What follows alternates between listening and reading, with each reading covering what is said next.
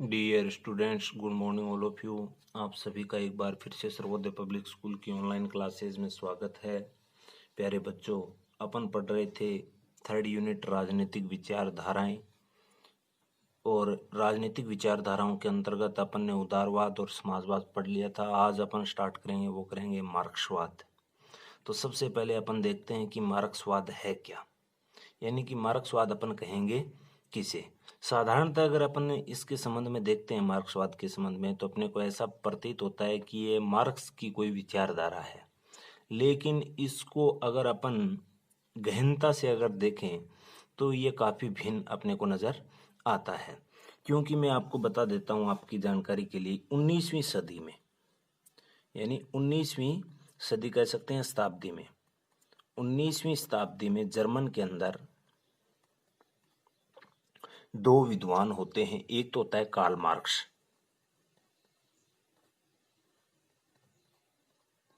और एक होता है फ्रेडरिक एंजल्स।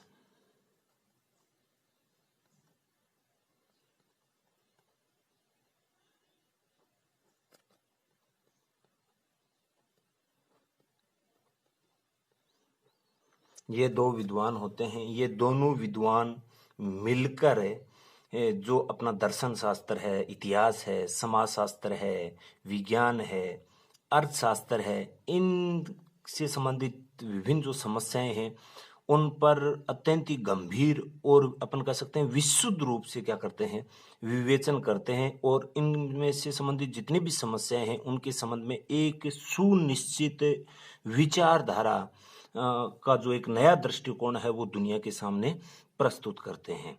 और इस प्रकार की जो विचारधारा है उसी का नाम क्या है, मार्क्सवाद। यानी कि जो ये विद्वान हुए थे 19वीं शताब्दी में, कार्ल मार्क्स और फ्रेडरिक एंजल्स, ये दोनों विचारक मिलकर जो अपना दर्शन शास्त्र है, इतिहास है, समाजशास्त्र है, साथ में अगर अपन बात करते हैं विज्ञान की, साथ में अगर अपन बात करते हैं इकोनॉमिक्स की यानी अर्थशास्त्र की, तो इससे जुड़ी हुई सभी समस्याएं हैं, यानी इनसे संबंधित जितनी भी समस्याएं उनके समाधान के लिए उन पर विभिन्न इन समस्याओं पर अत्यंत ही गंभीर और विशुद्ध रूप से विवेचन करते हुए जो ये समस्याएं उनके संबंध में एक निश्चित सुनिश्चित, अपन कह सकते हैं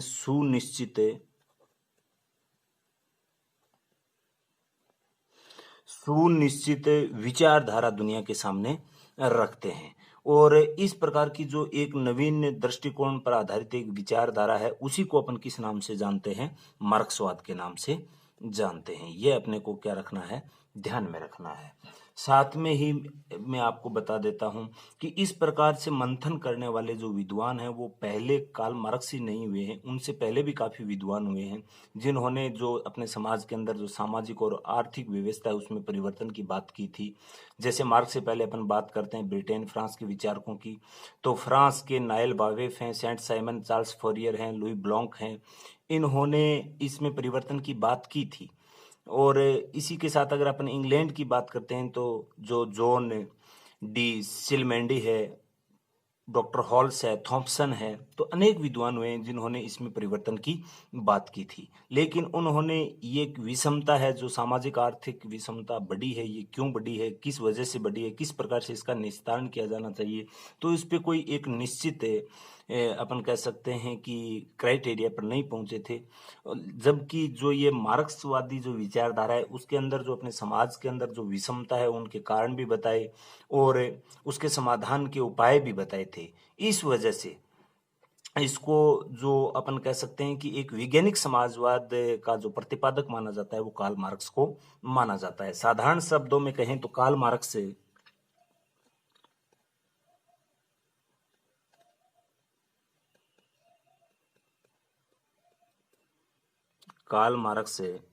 ऐतिहासिक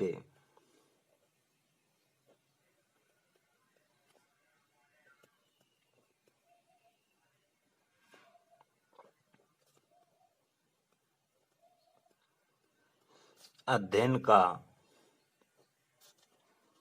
या अध्ययन के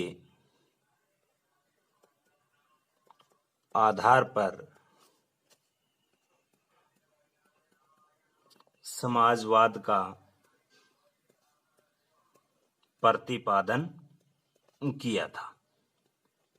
इस वजह से इस कार्ल मार्क्स को वैज्ञानिक समाजवाद का, ध्यान रखना ये वैज्ञानिक है,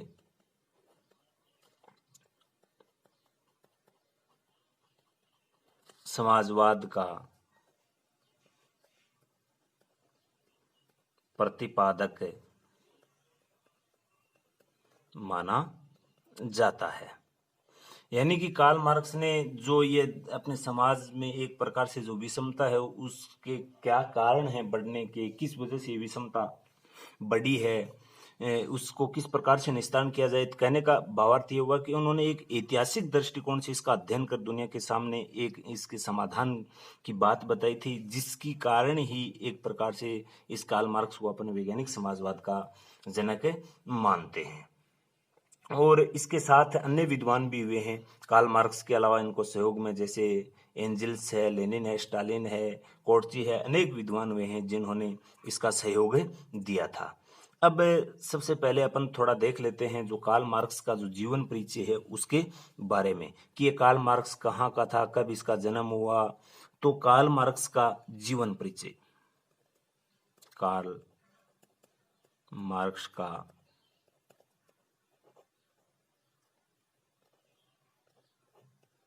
जीवन परिचय। तो कार्ल मार्क्स का जो जीवन परिचय उसके संबंध में अपन देखें तो ये क्रांतिकारी विचारक था, वैज्ञानिक समाजवाद का जनक था। और इसका जो जन्म हुआ था, कार्ल मार्क्स का जो जन्म हुआ था वो हुआ था 1818 ईस्वी के अंदर, और वो हुआ था जर्मन में, यानी जर्मनी में इसका जन्म हुआ था और यहूदी परिवार में हुआ था। इसके पिता थे वो हेनरी मार्क्स थे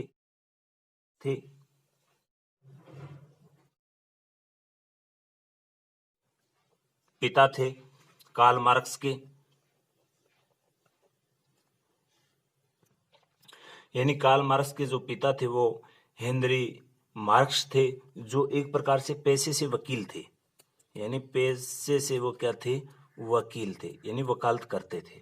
और इस कार्ल मार्क्स जब बिल्कुल छोटा था तो इसके पिता ने ईसाई धर्म को स्वीकार कर लिया था। और इनकी जो पढ़ाई हुई थी वो हुई थी बर्लिन विश्वविद्यालय के अंदर। और इस विश्वविद्यालय में जब ये पढ़ता था तो इससे का जो परिचय हुआ था वो हुआ था गल की जो द्वंद्वात्मक दर्शन है उसके अंदर। और इससे प्रेरित होकर आगे चलकर इन्होंने जो द्वंद्वात्मक भौतिकवाद जो सिद्धांत दिया था, द्वंद्वात्मक भौतिकवाद, वो इसी से प्रभावित होकर दिया था। ये इस विश्वविद्यालय में शिक्षक भी बनना चाहता था, लेकिन ये नास्तिक था। तो नास्तिक था तो वहां पर उस समय ये पोपशाही व्यवस्था ज्यादा प्रभावशाली थी, तो ये शिक्षक वहां नहीं बन पाया था।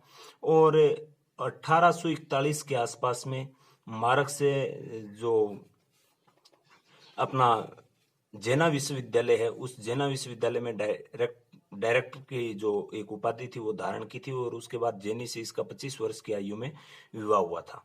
और इसका अंत में जो देहांत हुआ था वो लंदन में हुआ था। इसका जो देहांत हुआ था वो लंदन के अंदर हुआ था। देहांत लंदन में हुआ था। ये हुआ था 14 मार्च 1883 ईस्वी में। ये एक छोटा सा जीवन काल था कार्ल मार्क्स का, जिसका जीवन परिचय अपन कह सकते हैं। तो अब इससे आगे अपन देखते हैं इसके जीवन परिचय से आगे कि कार्ल मार्क्स ने जो अपनी विचारधारा प्रस्तुत की थी, तो इस विचारधारा के जो दर्शन के जो प्रमुख स्रोत के थे, या अपन कह सकते हैं जो कार्ल मार्क्स के दर्शन के जो मुख्य साधन थे जिनके माध्यम से इन्होंने यह इतने सिद्धांत कह सकते हैं या अपनी विचारधारा दुनिया के सामने रखी थी, तो उसके संबंध में अपन देख लेते हैं। यानी मार्क्स के दर्शन का स्रोत, मार्क्स के दर्शन का स्रोत यानी साधन क्या थे। तो कार्ल मार्क्स के जो साधनों की अगर अपन बात करते हैं, तो कार्ल मार्क्स ने जो अपनी विचारधारा दुनिया के सामने रखी थी, ये कोई एक प्रकार से उनको बनी बनाई गॉड गिफ्ट के रूप में नहीं मिली थी। उन्होंने अपने अथक प्रयास और कठिन परिश्रम की बदौलत ये विचारधारा दुनिया के सामने रखी थी, ऐसा एक विद्वान ने कहा था। एवेस्टेन नाम का एक विद्वान हुआ है, उस विद्वान ने यह कहा था। यानी विद्वान का नाम है एवेंस्टीन। उन्होंने कहा कि ये जो विचारधारा है, ये विचारधारा कार्ल मार्क्स को कोई बनी बनाई नहीं मिली थी। कार्ल मार्क्स ने अपने कठिन परिश्रम की बदौलत ये दुनिया के सामने इस प्रकार की विचारधारा रखी थी, जो अपन वैज्ञानिक समाजवाद के रूप में जानते हैं, जो एक समतामूलक समाज की ये बातें करता है। तो इसके जो विचारों को जो प्रभावित किया था, वो सबसे ज्यादा हिगल की जो द्वंद्वात्मक पत्ति है, उससे ये सबसे ज्यादा प्रभावित रहा। और इससे प्रभावित होकर उन्होंने ऐतिहासिक भौतिकवाद और वर्ग संग्रह, अतिरिक्त मूल्य, अनेक प्रकार के ये सिद्धांत दिए थे। तो इसमें एक एक करके अपन देखते हैं कि कौन कौन से ऐसे स्रोत थे जिसका प्रभाव कार्ल मार्क्स की विचारधारा पर पड़ा। तो सबसे पहले अपन देखते हैं जर्मन के विद्वानों का प्रभाव।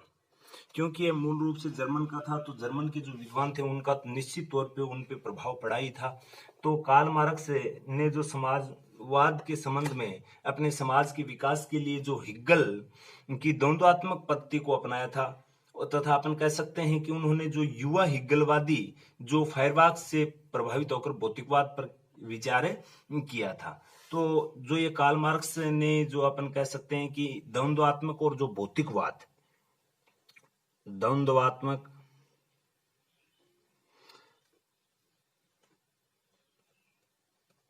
व भौतिकवाद, जो ये सिद्धांत दिया था, ये जर्मन के विद्वानों से प्रभावित होकर दिया था, या वहां के विद्वानों पर इन पर सबसे ज्यादा प्रभाव रहा था। साथ में केवल अपन कह सकते हैं जर्मन के विद्वानों का प्रभाव नहीं रहा, ब्रिटेन के अर्थशास्त्रियों का जो चिंतन था, उनका भी प्रभाव इसकी विचारधारा पर अपने को देखने को मिलता है। यानी कि ब्रिटिश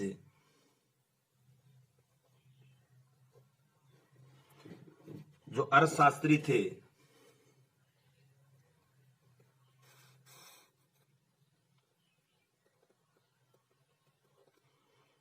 अर्थशास्त्रियों के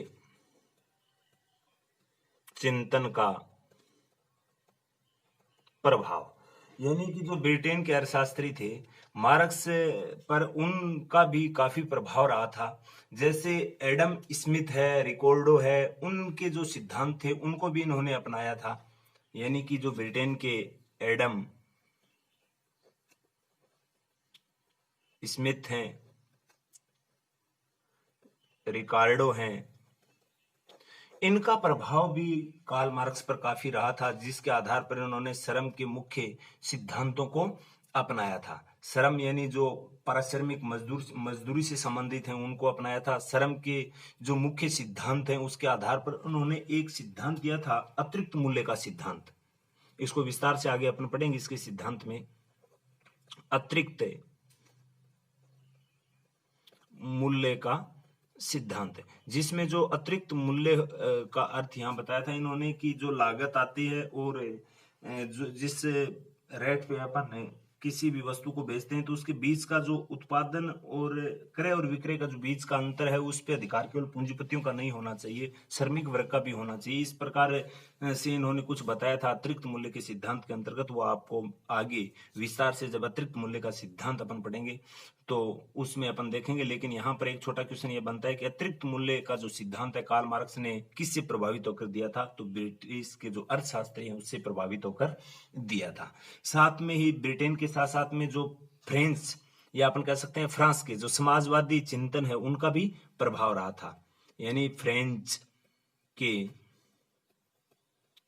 समाजवादियों का जो चिंतन था, उसका प्रभाव भी कार्ल मार्क्स के जीवन पर अपन को देखने को मिलता है। जिसमें अगर अपन देखते हैं, जैसे सेंट साइमन है, चार्ल्स फोरियर है, उसने जो अपने उत्पादन के साधनों के स्वामित्व के संबंध में और श्रमिकों के उत्पादन के संबंध में जो शोषण की बात आती है, तो उसमें एक सिद्धांत दिया था वर्ग विहीन समाज, कि एक दिन जो श्रमिक वर्ग है वो पूंजीपतियों के विरुद्ध खिलाफ बड़ी क्रांति करेगा, और जो संपत्ति पूंजीपतियों के हाथ में वो श्रमिकों के हाथ में आ जाएगी। उस समय सब इक्वल हो जाएंगे, समान हो जाएंगे, ना कोई पूंजीपति बचेगा ना कोई गरीब बचेगा, सब इक्वल हो जाएंगे। यानी कि एक वर्ग विहीन समाज की कल्पना की थी, वर्ग विहीन समाज की कल्पना की थी। उसका प्रभाव रहा था वो फ्रेंच के विद्वानों का रहा था, और उस समय की तात्कालिक जो सामाजिक परिस्थितियां थी उनका प्रभाव भी इसके जीवन पर काफी मात्रा में अपने को देखने को मिलता है। तो ये इसके कुछ स्रोत हैं कार्ल मार्क्स के दर्शन के संबंध में, तो ये अपने को ध्यान में रखना है। यहाँ से क्वेश्चन पुटअप होते हैं, इससे आगे की जो बातें हैं वो अपन पढ़ेंगे आगे की नेक्स्ट कक्षाओं में। आज के लिए इतना ही, धन्यवाद।